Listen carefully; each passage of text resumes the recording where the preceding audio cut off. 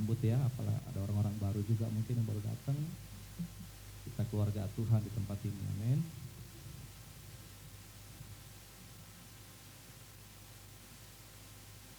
Haleluya.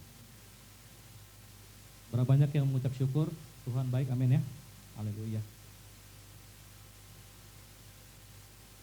Ya, ini masih ada beberapa yang juga masih liburan ya kita ya. Kemarin liburan gimana? Ada yang nggak kemana-mana? Luar biasa ya. Nah, saudara dikasih oleh Tuhan, kembali kita masuk bulan ini, kita merenungkan sebuah tema yang baru tentang tema besar kita menjadi murid. Kita belajar bagaimana mengenal atau mengerti kasih Tuhan ya. Jadi bulan ini kita akan merenungkan tentang kasih Tuhan yang besar. Mari langsung aja kita buka dalam Roma 5 ayat 8 sampai 10. Saya minta teman-teman buka Alkitabnya karena saya akan tampilkan slide. Roma 5 ayat 8 sampai 10. Kita akan baca sama-sama ya. Kita bergantian. Silakan buka Alkitabnya ya. Nah, slide saya ditampilkan. Baik. Yuk kita mulai, Roma 5 ayat 8 sampai 10. Saya akan bacakan ayat yang ke-8, Bapak Ibu Saudara baca ayat 9, kita bergantian. Akan tetapi Allah menunjukkan kasih-Nya kepada kita oleh karena Kristus telah mati untuk kita ketika kita masih berdosa. 9.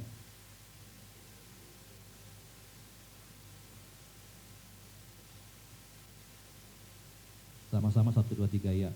Sebab jikalau kita ketika masih seteru diperdamaikan dengan Allah oleh kematian anaknya, lebih-lebih kita yang sekarang telah diperdamaikan pasti akan diselamatkan oleh hidupnya. Saudara, kalau kita baca Roma 5 ayat 8 sampai 10, maka ada 3 hal yang akan kita terima di kayu salib. Ya, saudara boleh catat, saudara boleh foto. Ada 3 hal. Yang pertama, kita dikasihi tanpa syarat. Katakan tanpa syarat. Jadi sekali lagi saudara, kalau baca ayat yang ke-8, akan tetapi Allah menunjukkan kasih-Nya kepada kita oleh karena Kristus telah mati. Di situ sama sekali nggak ada usaha kita, betul nggak? Sama sekali nggak ada karena kita mampu, kita layak, nggak ada. Tapi karena Tuhan putuskan mengasihi kita bahkan ketika kita masih berdosa.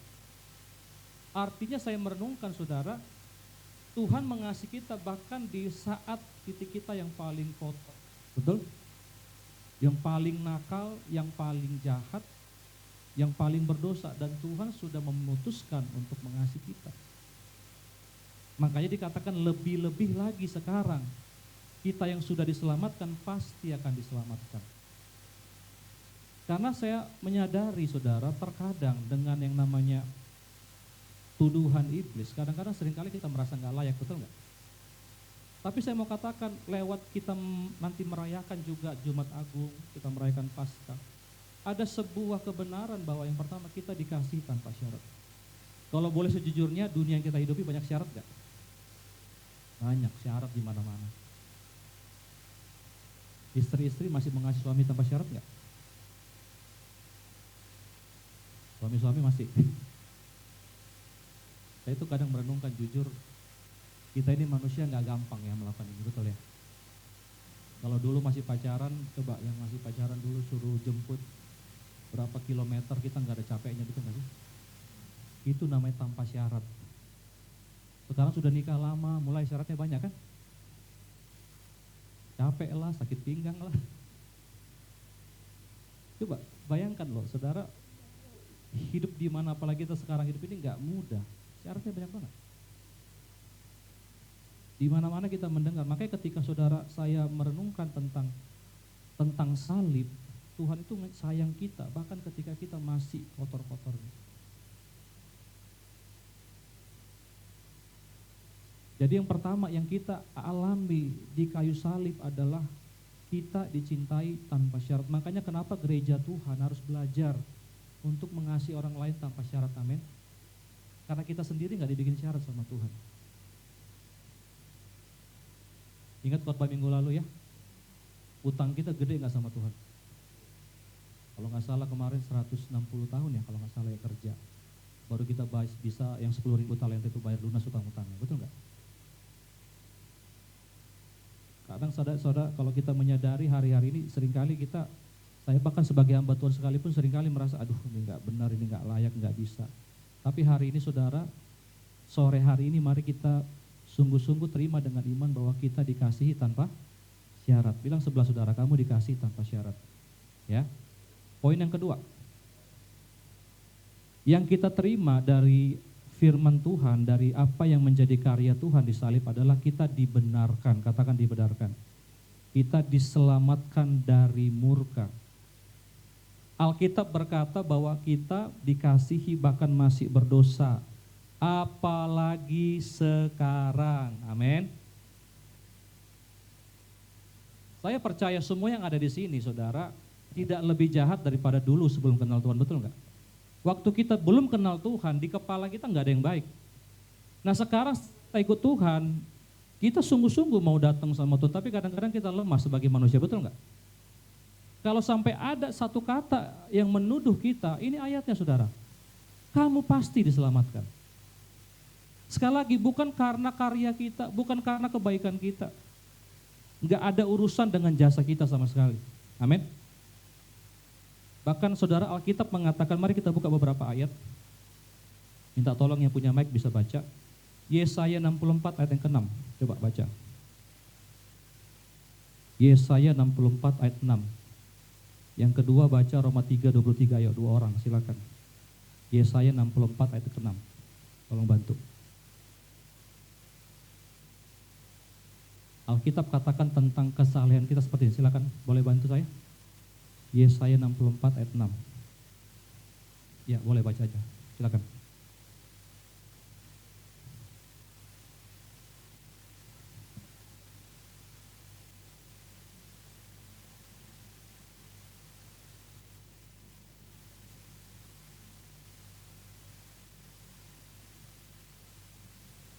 Kesalehan kita seperti apa katanya?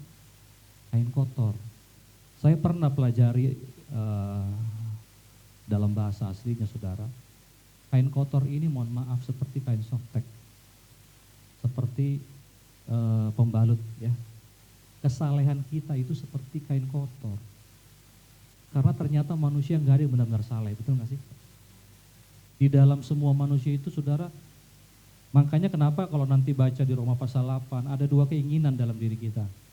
Keinginan jiwa kita ini banyak yang nggak benar. Setuju? Kalau kita bilang ada yang baik, Tuhan pernah bilang, guru yang baik, Tuhan bilang, bahkan Yesus sendiri bilang, gak ada seorang pun yang baik katanya. Kita itu gak saleh.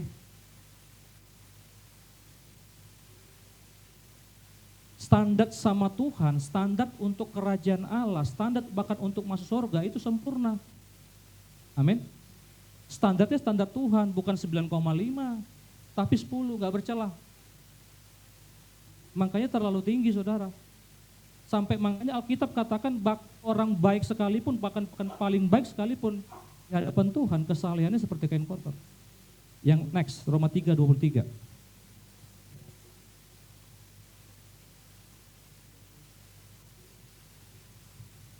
Semua orang telah apa?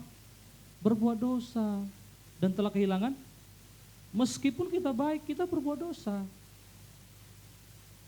Dan setiap dosa dalam Roma 6:23 nggak usah kita buka, upahnya adalah apa? Maut. Makanya semua yang duduk di sini sebenarnya nggak ada yang layak satupun, terlalu besar. Bahkan ada banyak dosa kita yang kita lakukan bahkan setelah kita menjadi percaya, betul nggak kadang-kadang ya kan? Makanya saudara, saya mau katakan hari ini firman Tuhan luar biasa. Kamu pasti diselamatkan, amin. Terima karya itu, terima karya yang besar itu. Yang ketiga, coba baca 1 Yohanes 1 ayat 8, yang lain. 1 Yohanes 1 ayat yang ke-8.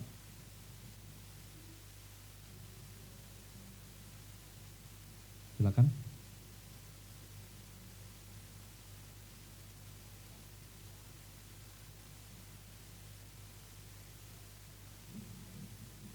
Kalau kita berkata kita tidak berbuat dosa, kita adalah apa saudara?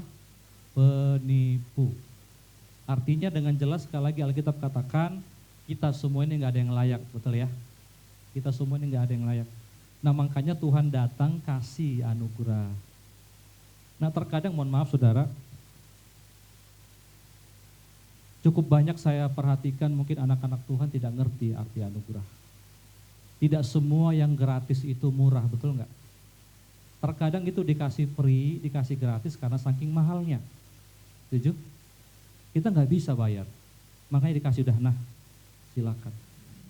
Nah makanya saudara kita mesti ngerti, kita ini dibenarkan, kita diselamatkan dari murka.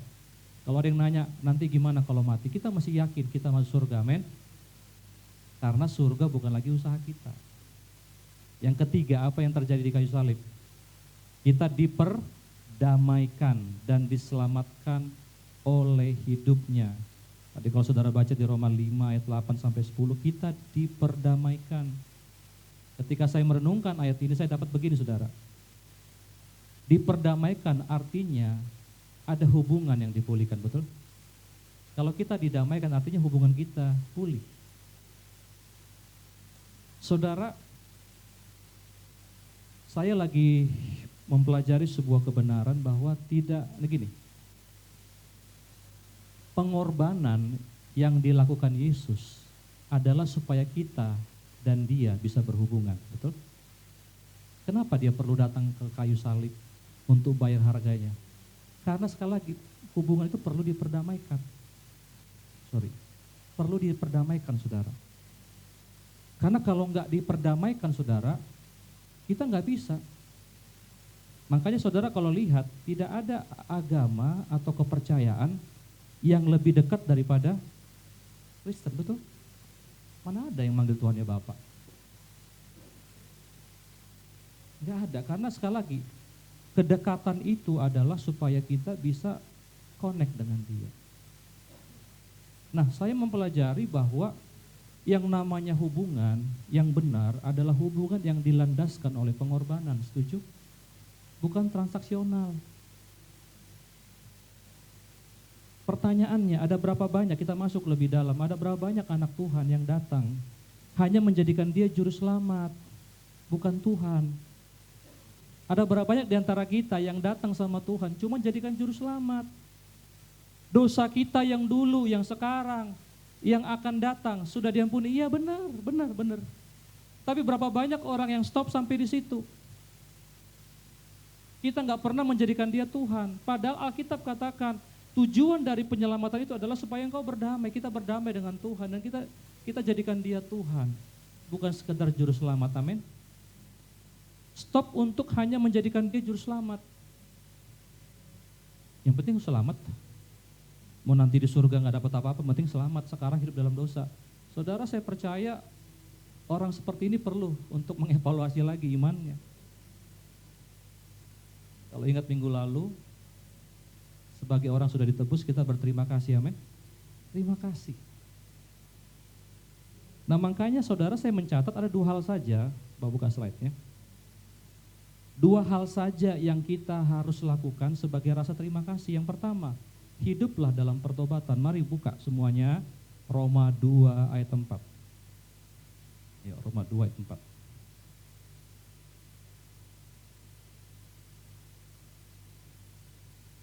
Kita baca bersama-sama ya. 1, 2, 3 ya. Maukah engkau menganggap sepi kekayaan kemurahannya, kesabarannya dan kelapangan hatinya?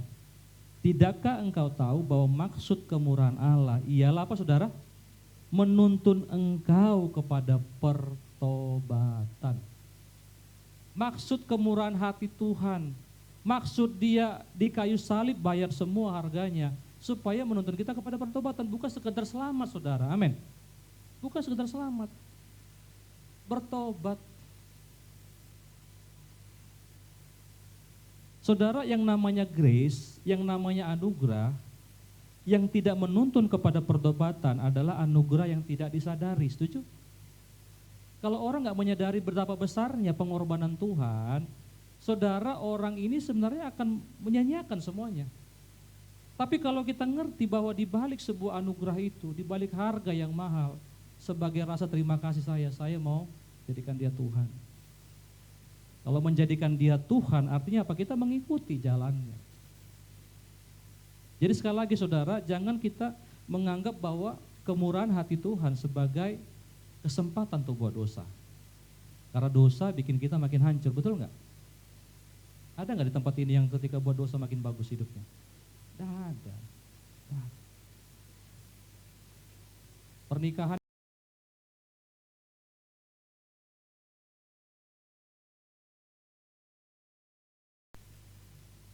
mungkin diganti nama selingkuhannya Bambang gitu ya, walaupun dia cewek istrinya, akan ketahuan kok si Bambang ini akan nanti percayalah.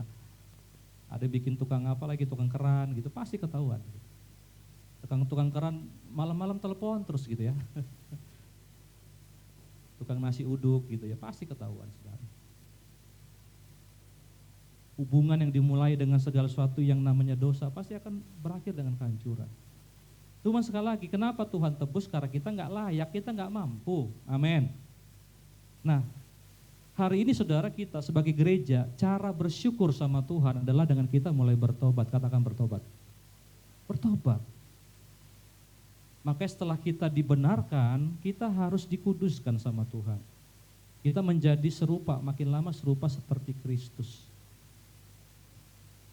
Kalau ditanya mungkin nggak sih Bang kita seperti Tuhan? Ya kalau saya bilang dengan kekuatan kita nggak mungkin. Tapi waktu kita mengikuti kehendak Roh Kudus, kita ikutin jalan-jalan Tuhan, kita dengarkan Tuhan tiap hari, saya percaya saudara, saya percaya. Kita akan dirubahkan dari satu kemuliaan kepada kemuliaan yang lebih besar, amin. Amin. Jadi sekali lagi saudara, anugerah yang tidak menuntun kepada pertobatan adalah anugerah yang nggak disadari. Saya mau katakan pada sore hari ini, tidak cukup hanya percaya, amin. Nggak cukup. Karena kalau cuma percaya, nggak bertobat, setan pun percaya, betul? Pernah baca di Alkitab ya? Setan tahu loh Yesus itu anak Tuhan, dia tahu. Aku percaya kok anak Allah. Tetapi dia nggak bertobat. Makanya orang Kristen yang cuma percaya saja, nggak ada pertobatan. Saya pikir kita perlu evaluasi iman kita, saudara. Mulut kita kadang masih jahat, otak kita masih jahat, serahkan sama Tuhan. Memang kita sudah diterima, amin. Kita dicintai. Saya itu bersyukur sama Tuhan karena saudara, ada yang sudah nonton Last Supper? Ada yang berencana menonton? Boleh cerita sedikit? Supaya jangan bisa? Mana tahu kalian mau nonton, kayaknya udah mau habis kayaknya itu ya. Terlalu lama kalian mau nonton. Coba bayangkan ya. Kasih Tuhan itu luar biasa. Antara Petrus sama Yudas, bedanya apa? Sama-sama mengkhianati enggak? Yang satu semakin dahsyat hidupnya dipakai Tuhan, yang satu mati bunuh diri. Bedanya di mana? Ada pernah teman bertanya, Bang, gimana kalau tiba-tiba Yudas itu akhirnya minta ampun sama Tuhan seperti Petrus? Apakah dia bunuh diri? Ya kalau menurut saya mungkin enggak gitu. Tapi menariknya kasih Tuhan. Kira-kira Petrus sama Yudas sebelum mereka menyerahkan Yesus kepada, kalau Yudas kan dia menyerahkan sama Romawi ya. Kalau si Petrus kan nggak nyerahkan, cuman dia nggak ngaku. Padahal waktu sebelum masih mereka lagi makan-makan, lagi perjamuan malam terakhir, bacotnya Petrus luar biasa kan. Sekalipun semua orang ini meninggalkan engkau, aku tidak Tuhan katanya, banyak kali itunya. Tapi Tuhan bilang nanti sebelum ayam berkokok, engkau kan sudah nyangkal aku. Kebayang nggak saudara? Kira-kira Tuhan tahu nggak mereka akan menyerahkan? Tapi tahu nggak Tuhan? Sudah tahu Petrus akan menyangkal, Yudas akan menyerahkan, tapi direkrut jadi murid. Itu luar biasa nggak sih? Sudah tahu loh. Misalnya Robi, kau sudah tahu bahwa nanti misalnya kawanmu yang join sama usahamu, di tahun yang kedua dia akan mengkhianati engkau. Kau rekrut nggak dia? Jangan pura-pura aku rekrut dengan kasih Tuhan, Bang. Iya, kasih Tuhan.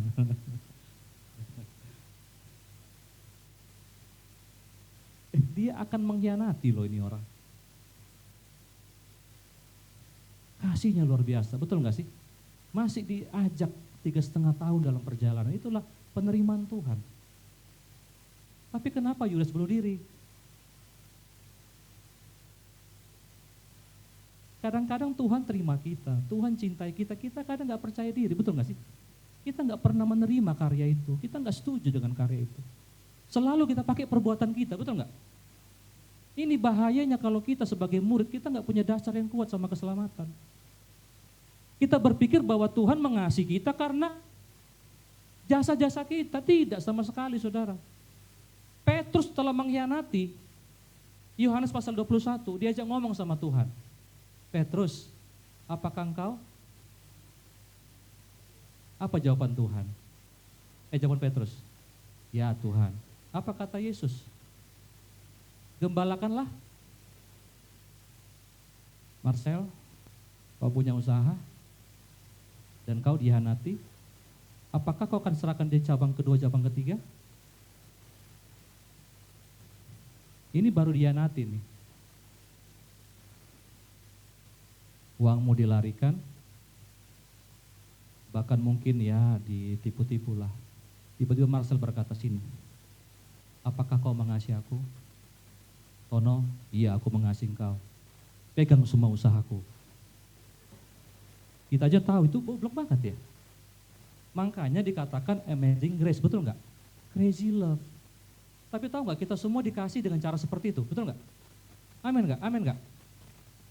Kepala kita ini banyak pornografi, kita pura-pura munafik ngomongin orang, betul nggak? Tapi kita ini saudara diterima pada sama Tuhan. Tapi kenapa Yudas menyerah? Sekali lagi Tuhan tidak pernah menyerah kalau kita nggak menyerah, amin. Nggak pernah. Dan Petrus terima kasih Tuhan. Nangis dia, iya Tuhan aku mengasihi engkau Tuhan. Gembalakan domba-dombaku, iya Tuhan.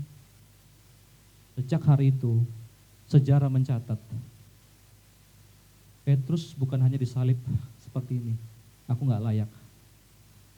Aku mau kepalaku di bawah. Orang-orang yang ngerti kasih Tuhan tidak akan pernah setengah-setengah, amin. Ketemu kasih Tuhan. Makanya orang Kristen yang nggak mau sungguh-sungguh bertobat adalah orang yang ngerti kasih karunia. Nggak ngerti betapa besarnya hutangnya, nggak ngerti. Saudara pernah nggak melunaskan utang orang dan orang itu nggak tahu diri? Pernah? Ada yang pernah ngalami? Oh ya, anak angguk-angguk ya. Udah dilunaskan, makin minta utang lebih besar lagi.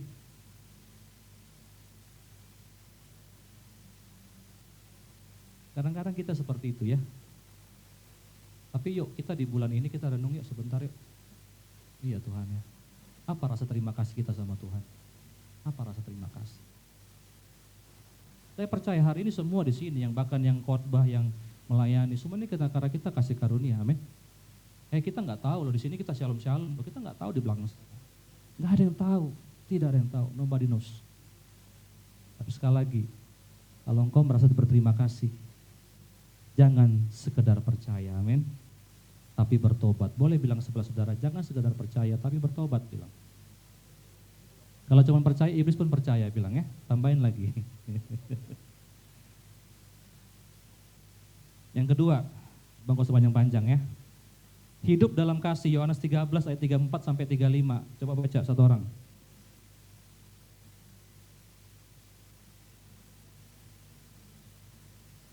Ya.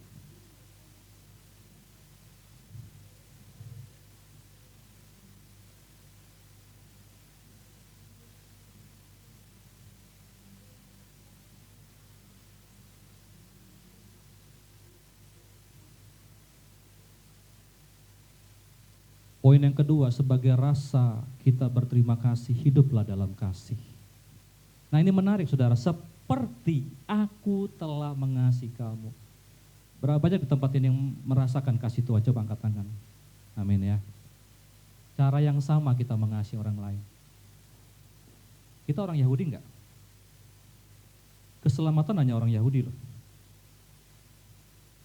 Petrus sendiri pernah kewalahan menerima orang yang bukan Yahudi.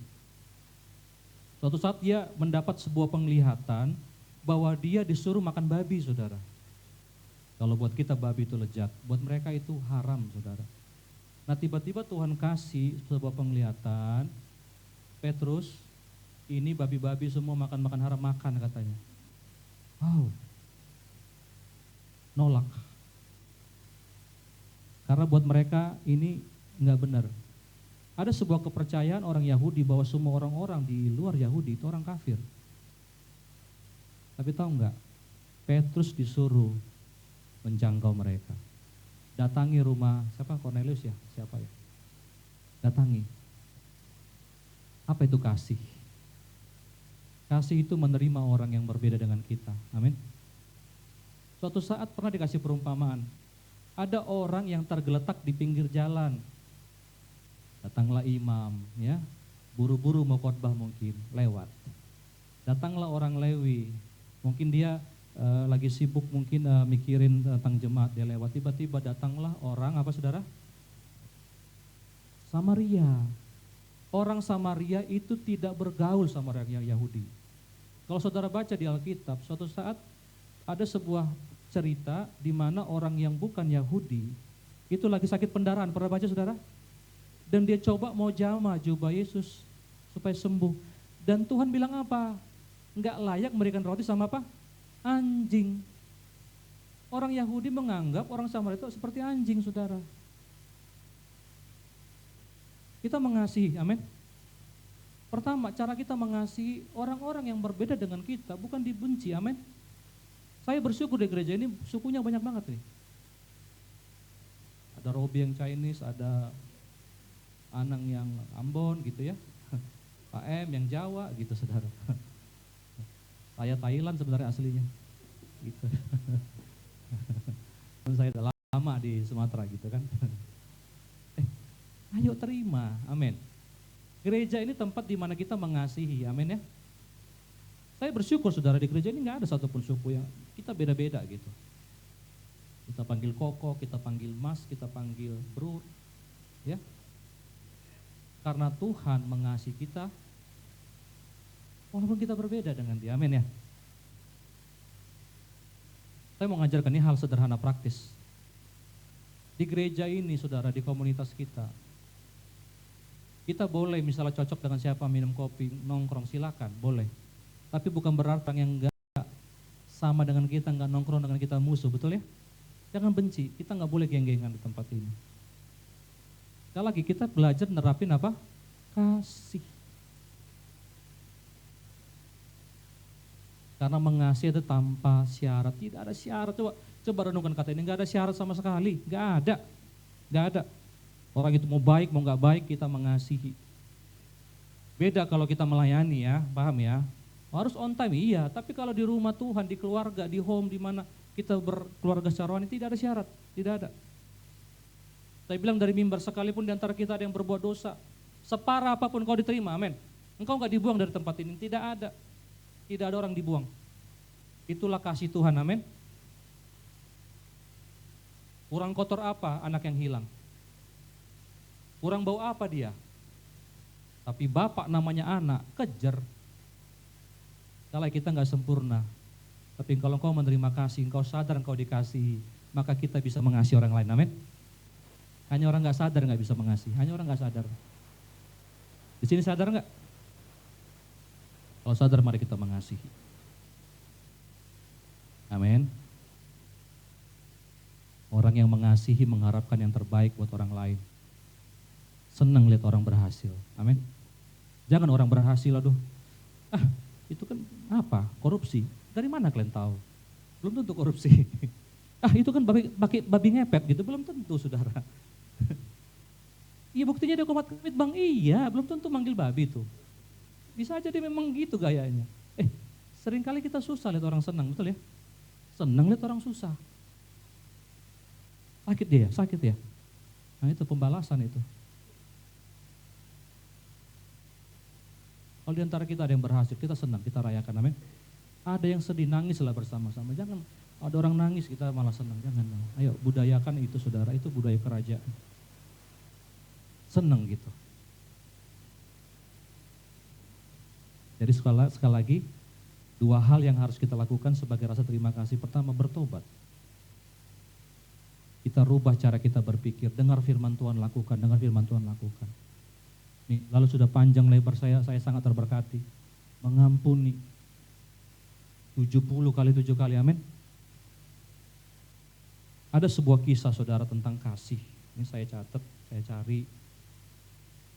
Pada tahun 94 ada sebuah kejadian di Rwanda. Ada yang pernah dengar nggak kota ini? Negara Rwanda. Oke, daerah Afrika sana ya. Ada sebuah genosida, tahu genosida? Pembasmian satu suku begitu. Kayak dulu orang Israel itu pernah 6 juta orang dibakar. Pernah tahu ya? Itu namanya genosida. Nah saudara, di Rwanda terjadi sebuah daerah ini dibantai 800.000 orang. Suku Tutsi namanya. Ya. Dan ada seorang wanita bernama ini saudara apa ya? Ya ini seorang ini kejadian benar. Namanya adalah Rosa, saudara ya. Anaknya, suaminya dibantai. Nah ini seorang Kristen. Nah ketika dibantai, saudara, ini kisah nyata, saudara. Pembantainya itu adalah salah seorang yang bernama Paul Jen ya. Jadi ini seorang laki-laki pria. Nah tiba-tiba pemerintahan waktu itu bikin sebuah acara lah, mereka sebut ada sebuah istilah di mana para pembunuh silakan untuk mengaku dosanya, silakan gitu. Akhirnya si Paul ini mengaku bahwa saya yang bantai keluargamu, bantai anakmu, bantai suamimu. Nah respon daripada ibu ini ternyata luar biasa, di luar nalar saudara. Ternyata dia mengampuni saudara ya, ini saya catat ini. Tiba-tiba dia bilang begini, saya memaafkan kamu karena Kristus telah mengampuni saya. Saya lagi sadar betul ya. Padahal jujur ya tidak mudah, bahkan cerita minggu lalu ya, seorang siapa namanya, Ade Sarah ya. Saya juga baca itu, gak mudah saudara. Dan karena saya tahu kebencian hanya akan terus membunuh saya katanya. Setuju enggak? Tiap kali kita benci kita akan terbunuh saudara. Tetapi Yesus sudah menyelamatkan saya dari kematian. Bahkan orang ini akhirnya diajak join masuk ke ada mereka rumah tempat tinggal kecil, masukkan jadi keluarga, dikasih pekerjaan ringan segitunya saudara. Sekali lagi karena Tuhan sudah lebih dahulu mengampuni saya. Saya tutup dengan ini saudara. Bulan ini kita bicara tentang pengorbanan Tuhan di salib. Yang pertama Tuhan bilang bahwa semua harga sudah dibayar bukan karena kita baik, amin. Tapi karena Tuhan terlalu baik sama kita. Makanya dua hal ini kita perlu sungguh-sungguh renungkan sebagai orang yang tahu terima kasih. Sebagai orang yang tahu diri saudara. Pertama kita bertobat. Karena sekali lagi, kemurahan hati Tuhan adalah menuntun engkau kepada apa? Pertobatan. Tuhan sayang kita semua, percayalah. Saya puluhan tahun ikut Tuhan. Bukan sekali dua kali jatuh, sering jatuh. Aduh, kadang-kadang saya merasa saya sendiri gak sabar sama saya, tapi kok Tuhan sabar ya gitu. Itulah Tuhan. Sepanjang kau gak nyerah, Tuhan gak nyerah, amin. Amin. Tapi sekali lagi bukan berarti kita bebas. Karena Tuhan saking-sakingnya Tuhan, dia mau kita bertobat. Ayo bulan 4 ini apa hal-hal yang Tuhan lagi ingatkan? Dosa apa yang masih kita sayangi? Ingat setiap cambukan, kita akan merenungkan bulan ini, amin. Setiap cambukan, setiap paku, semua itu kesalahan kita semua. Yang kedua, hiduplah dalam kasih. Makanya saudara, hal paling fatal dalam kerajaan Allah adalah ketika kita gak mengasihi, amin. Kita gak bisa menerima orang lain. Kita gak bisa menerima kekurangan orang. Itu fatal bagi kerajaan Allah. Kita gak bisa ngampuni. Karena aku telah lebih dahulu mengasihi engkau. Saudara mau sungguh-sungguh bertobat? Mari kita berdoa dan kita siapkan hati kita untuk